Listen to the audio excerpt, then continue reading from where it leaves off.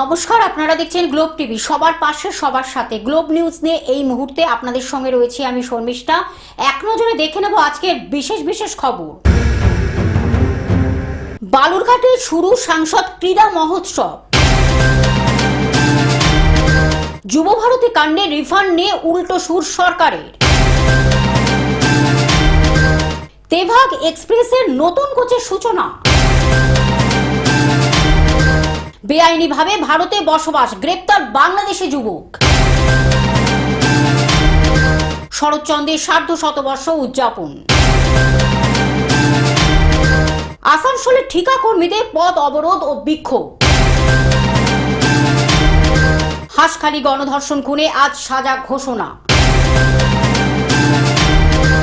নতুন দল জেইউপি তৈরির পর তৃণমূলকে চ্যালেঞ্জ হুমায়ুনের। জয়ী দুই প্রধান। আবহাওয়ার পূর্বাভাস।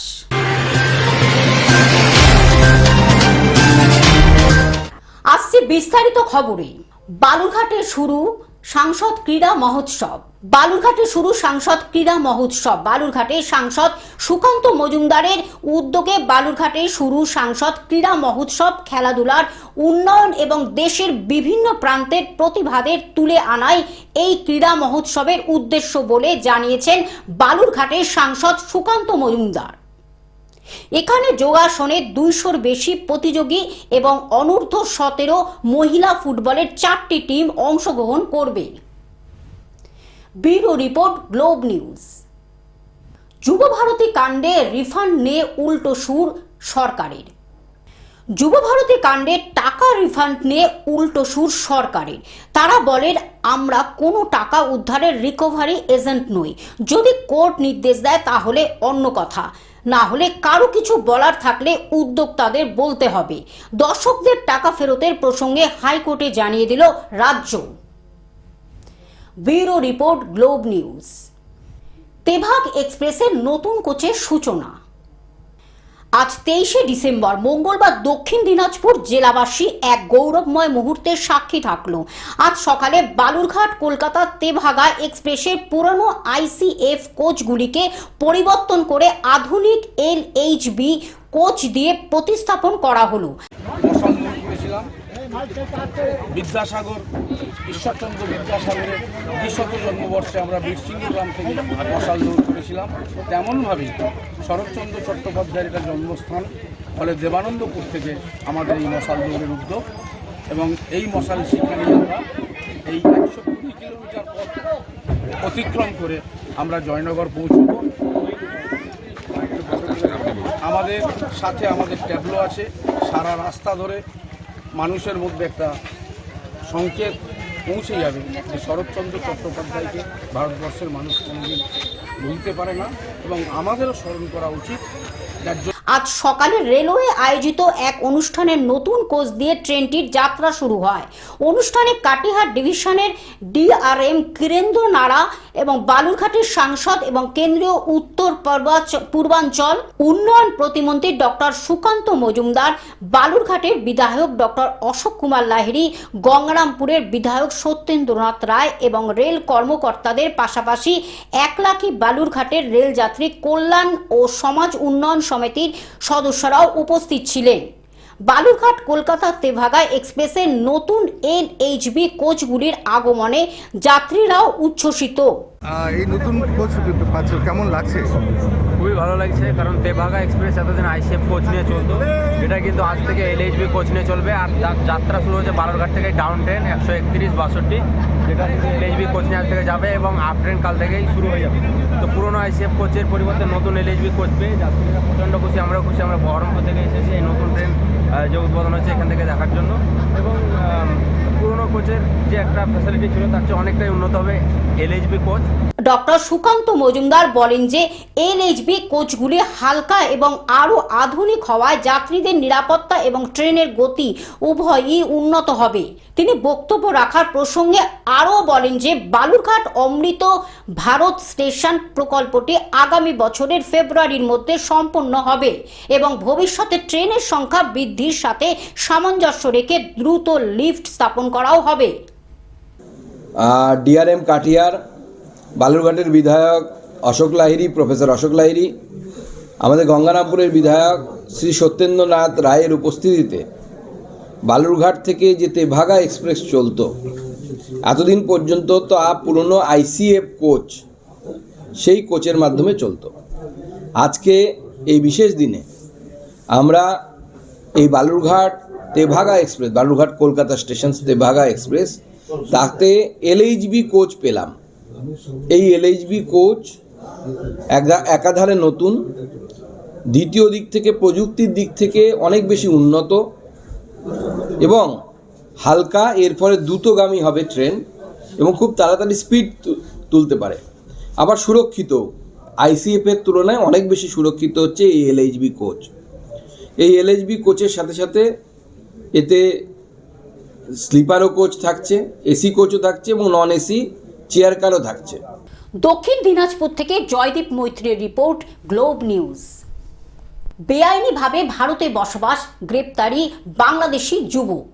বেআইনিভাবে ভারতে বসবাস বাংলাদেশি যুবক গ্রেপ্তার হুগলির পান্ডুয়ায়। এপার বাংলায় এসআইআর আবহে পড়ুয়ার তিন্না দক্ষিণ পাড়া এলাকা থেকে এক বাংলাদেশি অনুপ্রবেশকারীকে গ্রেপ্তার করল পুলিশ। ধৃতকে আজ চুঁচুড়া আদালতে পেশ করে পান্ডুয়া থানার পুলিশ। পুলিশ সূত্রে জানা গেছে যে ধৃত ব্যক্তির নাম রিয়াদ হাসান। তিনি বাংলাদেশের বরিশালের বাসিন্দা। ধৃত যুবকের দাবি, বছর তিনেক আগে দালাল মারফত কলকাতাতে এসেছিলেন। কলকাতার টালিগঞ্জ এলাকায় থাকতেন। বেশ কিছুদিন হলো পান্ডুয়ার তিন্না এলাকায় এসেছিলেন। স্থানীয়দের সন্দেহ হওয়ায় পুলিশকে খবর দেয়। গতকাল রাতে পান্ডুয়া থানার পুলিশ তাকে গ্রেপ্তার করে। পুলিশ ধৃতের বিরুদ্ধে অবৈধ অনুপ্রবেশের অভিযোগে মামলা রুজু করেছে। তার কাছে ভিসা বা পাসপোর্ট কিছু ছিল না বলে জানা গেছে। হুগলি গ্রামীণ পুলিশের অতিরিক্ত পুলিশ সুপার কল্যাণ সরকার জানান, বাংলাদেশের বাসিন্দা, এখানে অবৈধভাবে ছিলেন। তাকে গ্রেপ্তার করা হয়েছে। কি কারণে পান্ডুয়ায় এসেছিলেন তা দেখা হচ্ছে। ব্রিজ সংলগ্ন, যে ডিবিসির ব্রিজ সংলগ্ন এলাকায় একটি অজ্ঞাত পরিচয় ব্যক্তি ঘোরাঘুরি করাতে আমাদেরই কয়েকজন গ্রামবাসী তাকে জিজ্ঞাসাবাদ করাতে আমরা জানতে পেরেছি যে ছেলেটি ধরা পড়েছে হচ্ছে এটা একজন বাংলাদেশি এক যুবক। ও ভারতবর্ষে অবৈধভাবে প্রবেশ করেছে, সে স্বীকার করেছে। আমাদের কাছে তার ভিডিও আছে। আর এইখানে কোনো এক স্টিল ফ্যাক্টরিতে কাজ করে, পান্ডুয়া যে ব্রিজ সংলগ্ন এলাকায় কোনো এক স্টিল ফ্যাক্টরিতে কাজ করে এবং তার আরো কয়েকজন সঙ্গী সাথীও আছে, সেটাও সে স্বীকারোক্তি দিয়েছে। বাদবাকি এবার প্রশাসনকে আমরা জানিয়েছি, প্রশাসন এসে তাকে গ্রেপ্তার করে থানায় রেখেছে। এবার প্রশাসন তদন্ত করে বার করুক আরও কি তথ্য পাওয়া যায় তার কাছ থেকে। তিন্নের কোনো এলাকায় থাকছিল? তিন্নার কোনো এক ব্যক্তি এই ব্রিজ পার সংলগ্ন এলাকায়, ওইখানেই কোনো এক ব্যক্তির বাড়িতে আর কি সে আর কি এসছিল, সেইভাবেই বলেছে। আত্মীয় বা ভাড়া থাকে কোনো কিছু তার পরিচিত কোনো এক হিন্দু লোকের বাড়িতেই আর কি এসেছিল, কিন্তু এর নাম বলেছে যে স্বীকারোক্তি দিয়েছে এর নাম কোনো একটা মুসলিম নাম আর কি। হুগলি থেকে রাজকুমার প্রসাদের রিপোর্ট, গ্লোব নিউজ। শরৎচন্দ্রের সার্ধ শতবর্ষ উদযাপন। কথাশিল্পী শরৎচন্দ্র চট্টোপাধ্যায়ের সার্ধ শতবর্ষ জন্মবার্ষিকী উদযাপন উপলক্ষে জয়নগর মজিলপুরের সৃজনী সংস্থা এক বলিষ্ঠ উদ্যোগ গ্রহণ করেছে। মঙ্গলবার সকালে হুগলির দেবানন্দপুরে শরৎচন্দ্রের জন্মভিটা থেকে মশাল দৌড় ও পদযাত্রার সূচনা হয়।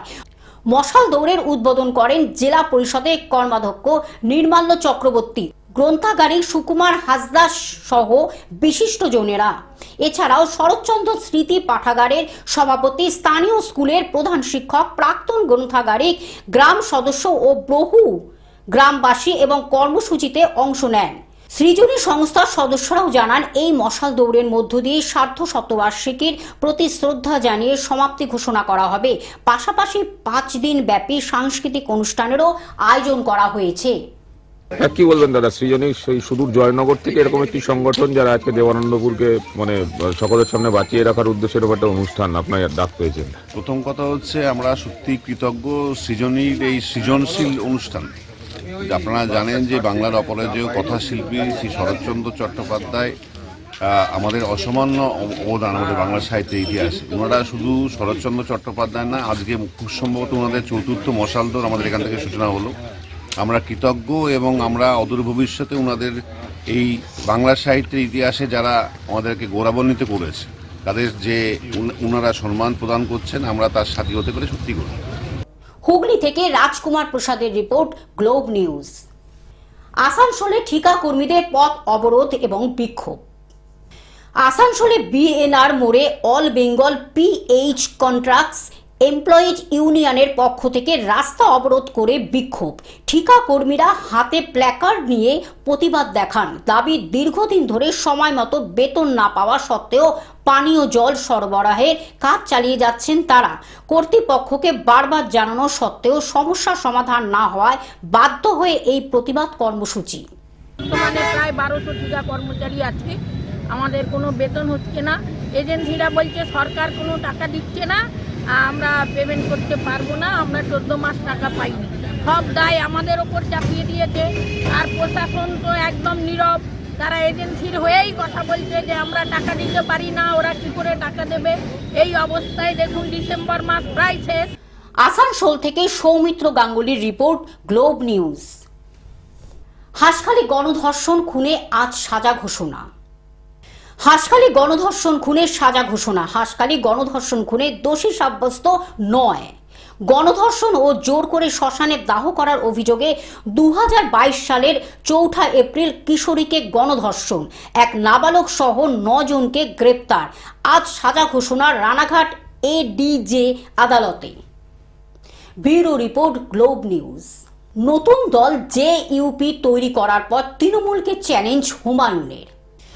নতুন দল জেইউপি তৈরি করার পর তৃণমূলকে চ্যালেঞ্জ হুমায়ুনের।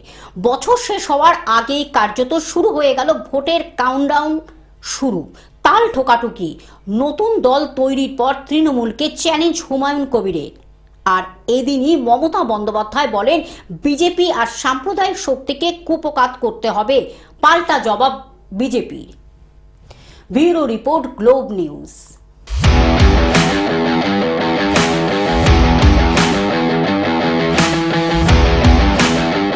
জয়ী দুই প্রধান। সর্বভারতীয় ফুটবল ফেডারেশনের অনূর্ধ্ব 18 এলিট যুব লিগে ইস্ট বেঙ্গল 4-0 গোলে হারিয়েছে SKMS-FK। ফলে সোমবার জয়ের হ্যাট্রিক করল লাল হলুদ। গোল করেছে Pritam Gain. Bureau report, globe news.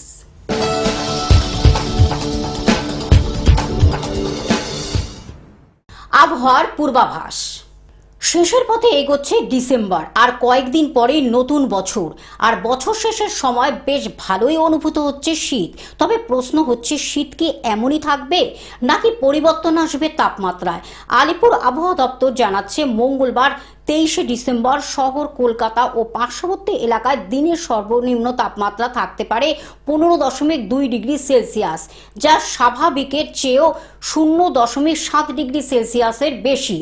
একই সঙ্গে হাওয়া অফিসের পূর্বাভাস, 24 ডিসেম্বর থেকে কনকনে শীতের আমেজ থাকতে পারে গোটা রাজ্য জুড়ে। কিছু জেলায় রাতের তাপমাত্রা আরও 2 থেকে 3 ডিগ্রি নেমে যেতে পারে। গতি পাবে উত্তরের হাওয়া।